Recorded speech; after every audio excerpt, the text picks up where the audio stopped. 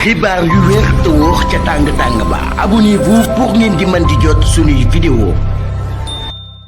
dal leen ak jàmm seen chaîne bi di Buzz 221 HD kii di Pa Assane di akub chroniqueur football bu kenn dootu présenté ci réew mi di Sénégal ci final bi nga xam ne moom moo na ma daal di jaar ci diggante réewu Sénégal ak réewu Maroc suba yëkkati na ay kàddu daal di xamal sénégalais yi que ne waa Maroc tàmbale nañ di amal akub bataille psychologique jëmale ko ci sénégalais yi te ne si li ni mel autorité marocaine yi ñoo ngi bundu xatal joueurs sénégalais yi nga xam ne ñoom ñooy teewal réewu Sénégal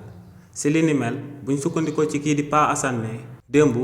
ginnaaw ba joueurs sénégalais yi bàyyeekoo ca Tanger bañ nekkoon ngir dem ca Rabat di dëkk bi nga xam ne moom lañu war a daal di amalee final bi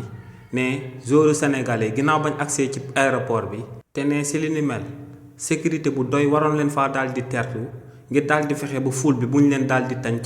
ne si li ni mel autorité marocaine yi dañoo téye woon police yi ngir ñooñee ba ñu ñëw daal di sécuriser arrivé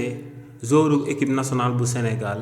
ngir ñooñee ñu ñëw bañ koo daal di teewee ne li ni mel nag sababoon na démb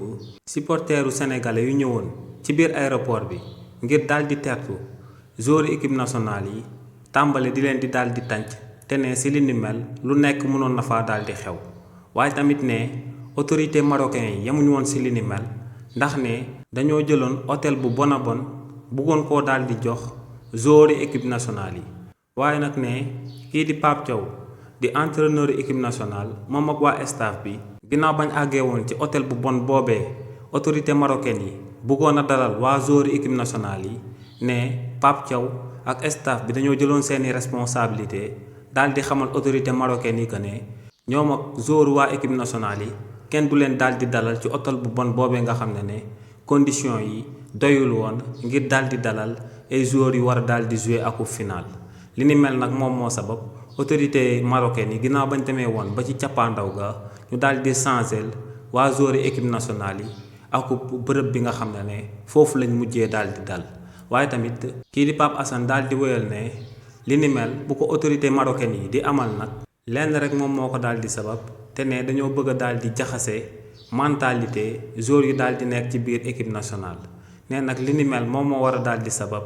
joueurs équipe nationale yi gën a yokk motivation dem jëlal waa réewu Sénégal coupe li nga xam ne sénégalais yépp ñoo ngi koy daal di xaar ngir ci maillot équipe nationale yi ñu daal di fay am suñ ñaareelu étoile. kàddu yu ni mel la kii di Pa Assane daal di yëkkati daal di koy jëmale ci bundu xatal bi nga xam ne autorité marocaine yi tàmbale nañ di ko amal jëmale ko